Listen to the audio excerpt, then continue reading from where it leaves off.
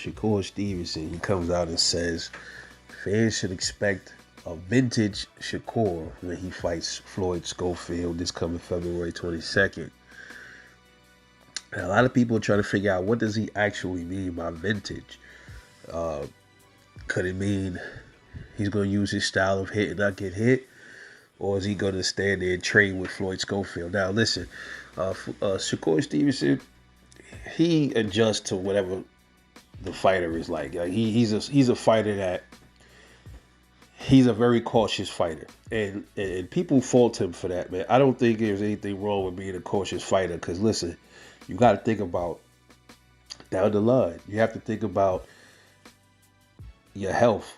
And Floyd Mayweather said the same thing. You got to think about your health, man. You got to think about your longevity, man. You don't want to be in a wheelchair or in a rocking chair at the age of 40 years old, you know? So when people bash fighters that like to box or don't like to stand there and trade, I think it's disrespectful, because I look at it like this, like, look, okay, you want me to be a brawler, you want me to stand there and not really box and move around. Okay, cool. So when I get brain damage, are you going to help me pay my bills and keep a roof over my head when I'm 60 years old or something like that? I don't think any of these dudes is going to do that. So I find it very disrespectful. And I think also it's always for people that don't get in the ring and never fought a day in their life that want to criticize fighters for using the sweet science. I just think that's disrespectful, man. Now, I get it. Sometimes people be like, yo, Shakur is a little too defensive. Like, yeah, bro, you can at least stand there a little bit longer and stand there and trade off a little bit and see a little bit more action.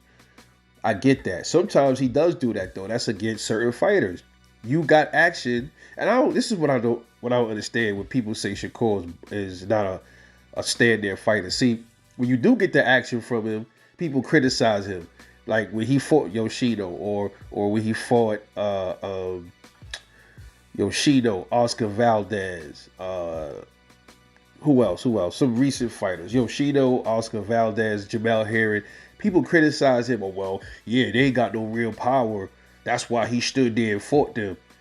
Okay, but you just said that you want to see action from the kid, but then you start to wonder what these people's real agenda really is. Because it's like, do you really want to see him get beat the fuck up? Is that what it is? You want to see him get hurt? I think that's what it is, because when he moved around against De Los Santos and they said he was injured, they didn't believe him. And everybody keeps faulting him for the Nakatani fight. In Nakatani fight, he actually knocked Nakatani down in the fight, and he was standing there with him. He did move around, but he traded with him too. Oscar Valdez had decent power. He even admitted that Valdez hurt him to the body. You go back and listen to some of his interviews. He said Valdez hurt him to the body, and he said he felt like he wanted to throw up, but he still dropped Oscar Valdez and could have stopped him. Yeah, he beat Oscar Valdez up, being hurt to the body. He admitted it takes a real champion to admit when you was hurt. He said, bro, Valdez hurt me to the body. That shit hurt. And he still fought through it and got busy, did what he had to do. So which one is it, man?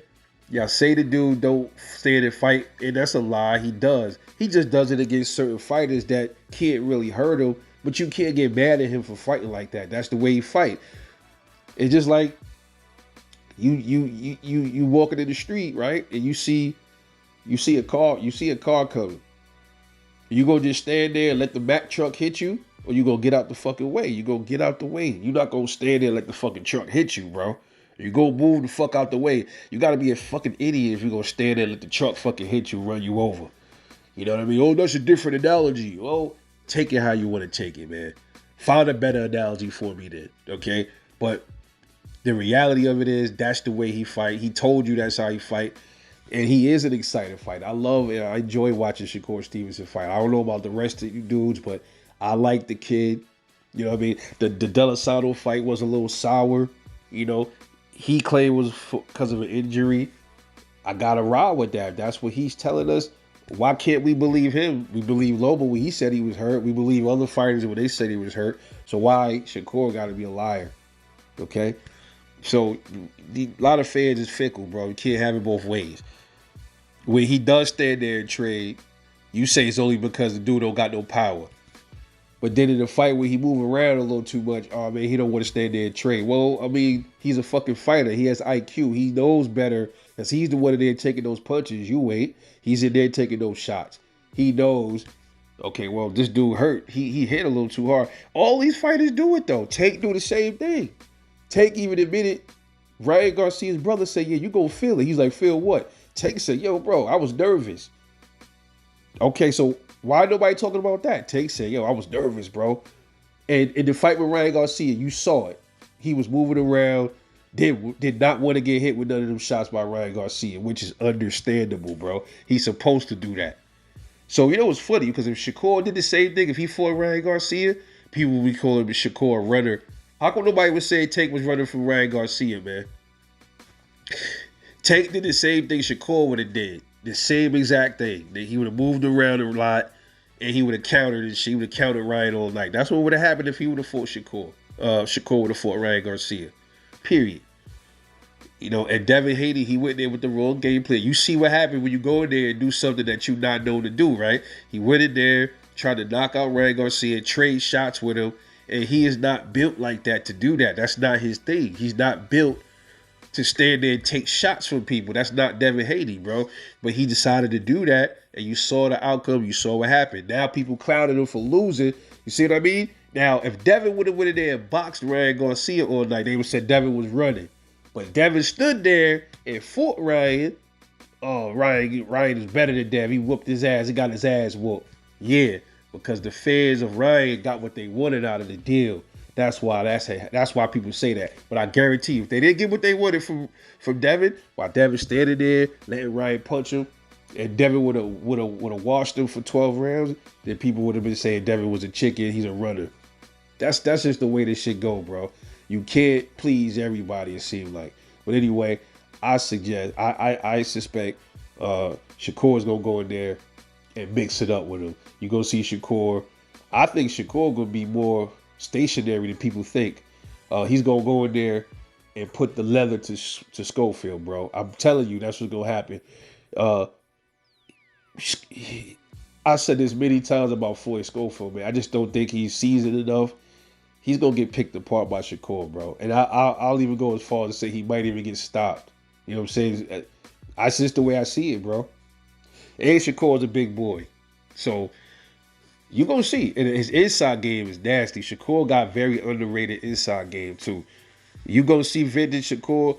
I think he met, because if you go back and watch most of his fights, he stands there with you and he does fight you. Yeah, and he knows Schofield got some power. But he knows Schofield got a lot of flaws too, and he gonna exploit those flaws and pick him apart. I'm telling y'all this. So I will put money on a knockout for Shakur, just to be, to cover your bases. Put some money on Shakur for the stoppage, man. I don't know what round. I would probably have to say maybe like 10, round 10 or something like that. I will put round 8 to 10. Same thing I put for Bud to stop Errol Spence. I put Bud to stop him rounds 8 to 10. I can see that fight going someone like that, bro. I can see Shakur versus Schofield looking like Errol Spence versus Terrence Crawford, man. We'll see. But I think that's what's going to happen, man. It's going to be a good fight up until Floyd gets tired or he starts getting countered and frustrated and get dropped. And that's what I think is going to end up happening. But just my take. Anyway, let me know what you think, man. It's your boy Rebel Life Boxing. I'll catch y'all in the next one. I'm off this.